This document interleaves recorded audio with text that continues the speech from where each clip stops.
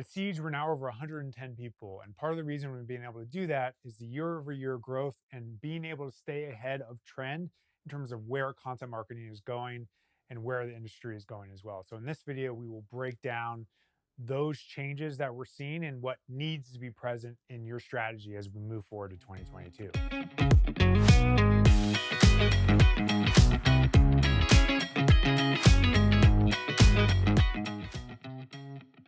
One of the first elements I see on high performing sites is having low time to value. So, what I mean by this is the winners in most verticals will get users what they want like this, like this, like this, fast. You go to their site, you want a calculator, you want your mortgage calculation for what your interest payment will be. Some websites will get you that without you even clicking a button. They will give you values of what a common interest payment is, what the interest rate is today. They know it's a 30-year mortgage most commonly, and your time to value is so low in those cases. Other verticals will look at a list of credit cards and they'll get that information above the fold. Your eye will be drawn to the most important elements of that credit card, and your time to actually getting the credit card you want will be superior to other results. As these verticals get more and more competitive, the UX element of just these being so focused on getting people what they want in the absolute fastest fashion is the differentiator between winning and losing in most markets. So we're going to be trying to eke out the small margins of this time to value in each industry. And it will be the people that do that consistently that win on a more common basis in the year to come. So the next thing I'm seeing more frequently is smaller hero images above the fold. So what this is and what it's addressing is effectively core web vitals and also just user experience, which is the same thing. Those huge hero images above the fold were great for pops of color, but they were bad for actual user experience because a lot of these would load very slowly. They would lead to a slow first contentful paint, which is part of core web vitals. And because of that, the sites that are performing best will often use a smaller hero image, or maybe not even a hero image at all, and actually create that pop of color throughout the UX design. I still think the hero images have value, especially if your thumbnails look great or are premium in some way. But increasingly, I think the days of the giant hero image are gone, and a smaller image that accomplishes the goal in a faster fashion at smaller file size will be an attribute that is critical as we move forward with our SEO work.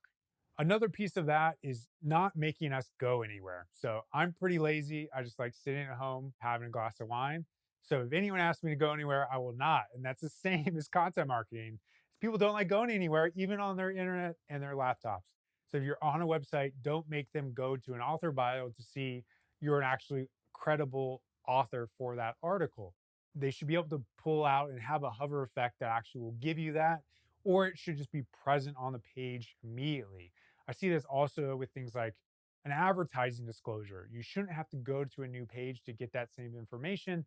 Ideally, you have your credibility or proof, as we've talked about in our other videos on preview proof benefit, immediately communicated above the fold such that no one needs to go anywhere to do that. And this common element of the author bio being present on the actual page itself is something I see more and more often is just an element of a high performing content site. Fourth, in post table of contents is more and more common as well. So something I see here with bigger guides and just overall a mobile first experience is having those table of contents in body right as you hit the post, make it great for users to jump to exactly what they want. It also solves for SEO in that many of these table of contents will get pulled into the search results from a long tail keyword standpoint, allowing people to jump to exactly what they need. Some of those table of contents that would follow you on the left rail didn't always get pulled perfectly into the mobile experience and are non-optimal for that reason. And this in-body experience, both on desktop and mobile, creates a better experience that I'm seeing more and more commonly on the sites that are winning online. And finally, a quick answer area above the fold or as fast as possible, kind of bringing in the theme of time to value, is something that's just critical today in terms of your blog design.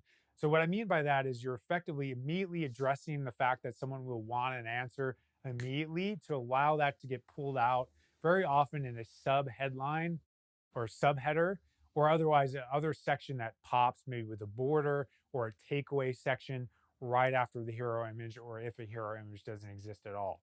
This is important because it's effectively what Google is saying users want in search engines and their knowledge graph. And rather the quick answer area, we effectively need to create a version of that for our users in order to maintain their interest and actually get them what they want so they don't search and find something else instead. So today, high performing content sites are giving us that via the answer, often in a 24 pixel plus font size area, hits you in the face. There's no thinking about it.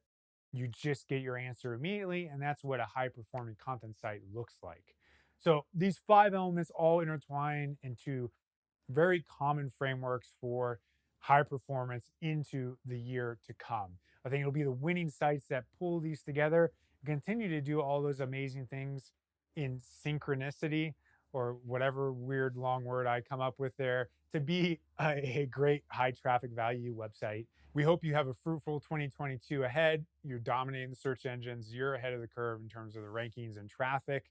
We really appreciate you watching our videos in the past year. If you're new to the channel, we definitely appreciate you subscribing, hitting that notification bell. For anyone who watched this, we'd love to hear what trends you're seeing in 2022 and beyond to be higher performing, as that's all of our goal on this channel. Thanks for watching. Thanks for watching. Give us a thumbs up, subscribe, and yeah.